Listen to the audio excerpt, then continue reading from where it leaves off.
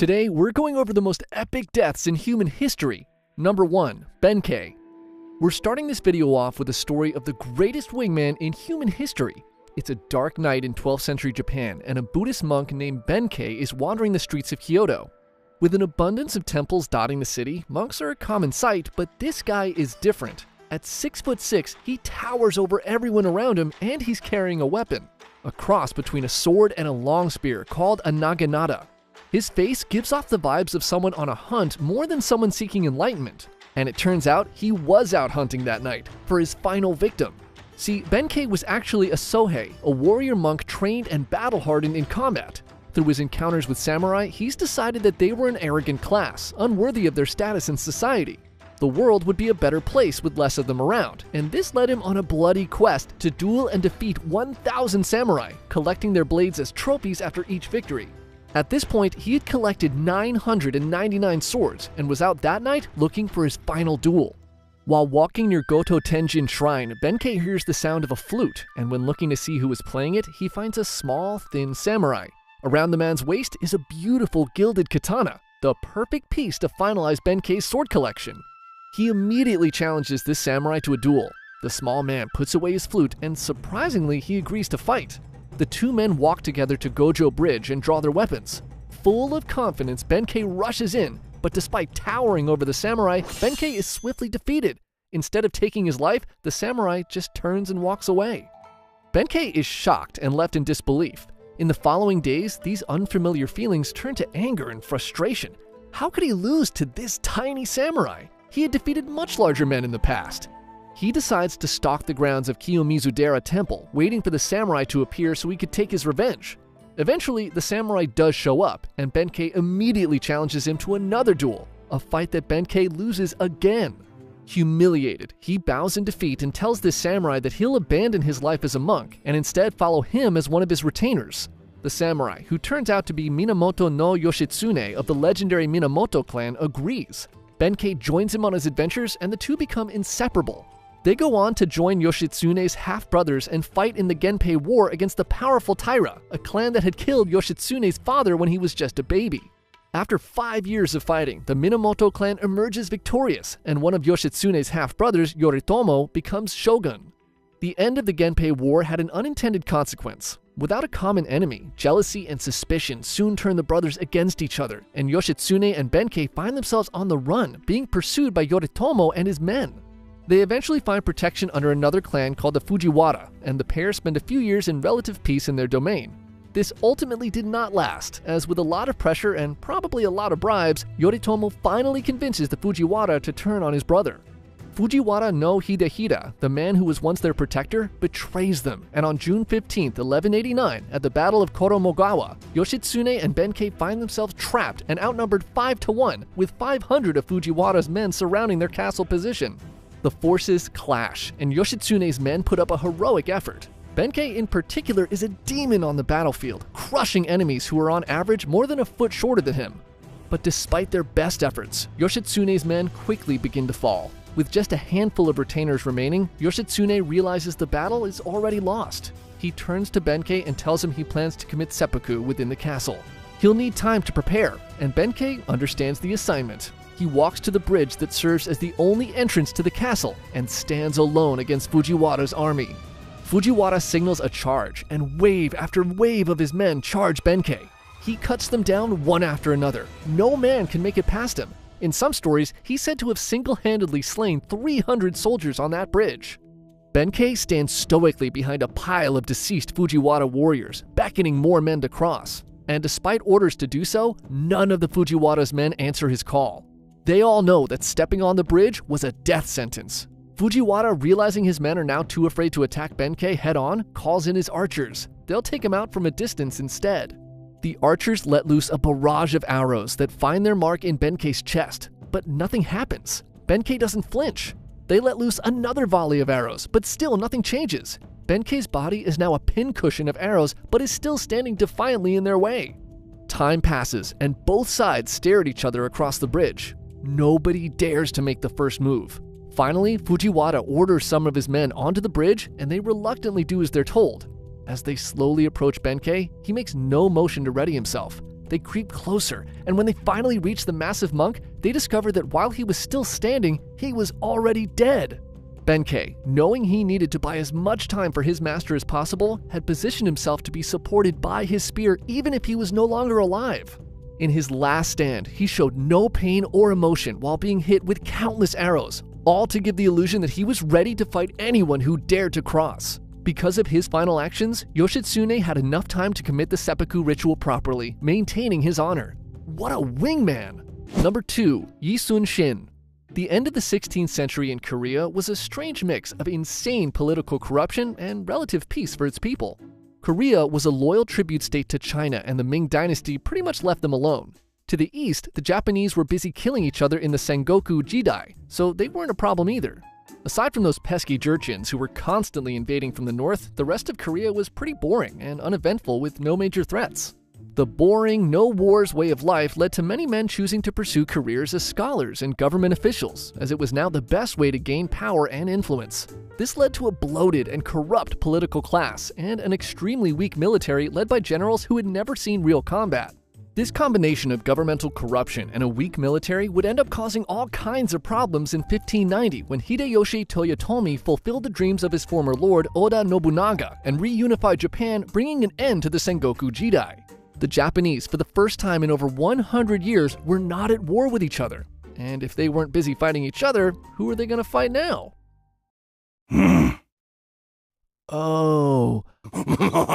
Hey, before you brutally invade Korea and stuff, can I ask you, how many spam emails or texts do you get a day?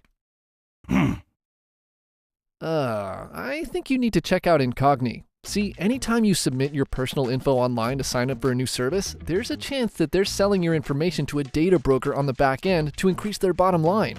These data brokers then sell your personal info to marketers or even scammers pretending to be marketers so they have a direct way to contact you. Your name, address, phone number, even your social security number is just floating out there online. But luckily, there's a way to fight back against these baka data dealers because they're required by law to delete your info if you ask them to. That's where Incogni comes in. Once you submit your information, you can give them permission to act as your takedown agent, and like a ninja, they'll scan through all the known data brokers out there looking for your info. And if they find you, they'll automatically send a legal takedown request to get your info deleted off their database. Just takes a few clicks. It's that simple. You won't even have to raise like an army of samurai to do it. So if you're tired of dealing with spam messages and scammers, take back your personal data online with Incogni today. For Serious History fans, use the code SeriousHistory with the link in the description below and get 60% off an annual plan. What an awesome deal! Okay, you can get back to your invasion now. Toyotomi begins sending messengers to Korea, saying that he was planning to conquer China and that he expects the Koreans to help him or else. Now remember, Korea was basically like the Puerto Rico of China in this era, so they couldn't really help Japan conquer it. Not like they wanted to anyway. They thought the Japanese were primitive barbarians. Plus, those idiots don't even know how to sail anyway, right? Ha ha ha ha ha. Oh. Shit. In 1592, hundreds of Japanese ships are spotted off the coast of Busan. This is no trading expedition, this is an invasion. Seeing the massive Japanese fleet, two of Korea's top admirals freak out and sink their own ships so they won't have to fight the Japanese. And just like that, half of Korea's naval fleet is gone. The Japanese soldiers land in Busan unopposed and immediately begin conquering forts and cities on their march to Seoul. The Korean military is no match for Toyotomi's men, who are all veterans of a 100-year war. Korean casualties are huge. The Japanese are ruthless and leave few survivors. Within 3 weeks, they've marched to and conquered Seoul. A few weeks later, they take Pyongyang and are at China's doorstep. The fall of Korea seems inevitable. But when all hope seemed lost, a man determined to defend his homeland and drive out these barbarian invaders rose to the occasion. A man who quite possibly was the greatest admiral to ever live. His name was Yi Sun-shin. So Yi Sun-shin's story is pretty interesting because unlike most heroes, he wasn't necessarily liked by the elites at the time. In fact, they kind of hated him, but for all the wrong reasons. Basically, early in his military career, he was so good at inspiring his men and leading them to victory that he made everyone around him look bad by comparison. Remember, corruption was a big problem during this time. So out of jealousy, a general falsely accuses Yi of deserting the army in battle, and the king believes it. He strips Yi of his rank, has him thrown in prison and tortured. This experience would probably make most men quit the military altogether, but Yi was eventually released, and he managed to climb his way back through the ranks to commanding a small fleet of ships by the start of the Japanese invasion. Now, despite the fact the Koreans were absolute trash at fighting at the start of this war, they did have one huge advantage over the Japanese. They'd been dealing with Woko pirates along the coast for years, and because of this, they had developed ships called Panoksun, and later the turtle ship that were specifically designed to combat Japanese naval tactics. See, the Japanese weren't used to fighting at sea, so they basically stuck to what they were good at, close-range combat. Their strategy consisted of shooting at people with their rifles and boarding other ships, and engaging them with swords and spears. Their ships were more like transport vessels rather than battleships. The Panoksun, on the other hand, was a floating fortress armed with cannons and was built in a way that made boardings impossible. These ships were a huge reason why Admiral Yi was able to have so much of his success, and are basically the only advantage the Koreans have. And they already sank over half of them themselves. Anyways, Admiral Yi was not a coward like the other two admirals, and instead of sinking his ships, he rushed his fleet of 34 ships headfirst towards the Japanese and began attacking them along the coast. His capabilities as a naval commander are obvious right from the start. In just a few weeks, using tactics to bait the Japanese to sail into vulnerable positions, he single-handedly sinks over 200 Japanese ships with no losses of his own. In battle after battle, he is vastly outnumbered, yet sails away victorious every single time. Yi is the sparkling piece of glitter embedded in the turd that is the Korean military, and by the end of the year, he had sunk 350 Japanese ships. Yi's efforts, along with the help of Chinese reinforcements, allowed the Koreans to drive the Japanese soldiers all the way back to Busan, and by the end of the year, the war entered somewhat of a stalemate, with the Chinese and Japanese trying to negotiate a peace deal. So things are going pretty good for Yi, but remember the two admirals who sunk their own ships at the beginning of the war? Well, one of them, named Won Gyeon, is insanely jealous of Yi's success. So jealous, he starts talking shit about Yi to the king every day. And when peace talks with China fail and Toyotomi begins a second invasion of Korea in 1597, Gyeon and other government officials frame Admiral Yi as a traitor, and the king agrees. For the second time in his career, Yi is stripped of his rank and sent back to prison where he is brutally tortured again. He's set to be executed, but the king has a change of heart, and he instead sends Yi back to fight as a common soldier, a humiliation worse than death. With Yi out of the picture, Won Gyeon is put in charge of the Korean fleet. And as you may have guessed by now, he was pretty terrible at his job. He drank heavily, made poor decisions, and disrespected his men. Many of Yi's commanders refused to fight under such a downgrade. And what made things even worse for Gyeon was that during the stalemate, the Japanese who had watched Admiral Yi wreck their over and over again had actually learned how to fight at sea.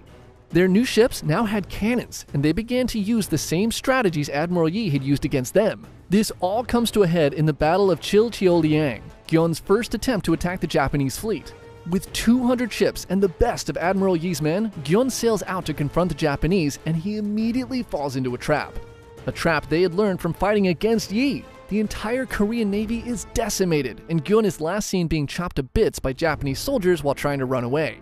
The king, realizing he may have messed up, reinstates Yi Sun-shin as fleet admiral, and he takes command of the pathetic remains of the once undefeated Korean Navy. He's left with just 13 ships and a few hundred demoralized men.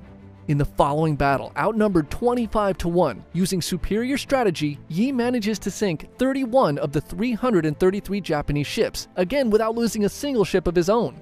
This victory gives Yi time to rebuild his navy, but not gonna lie, things still look pretty grim for the Koreans. But the next year, Hideyoshi Toyotomi becomes ill and dies, his last official order being to withdraw the Japanese army from Korea back to Japan.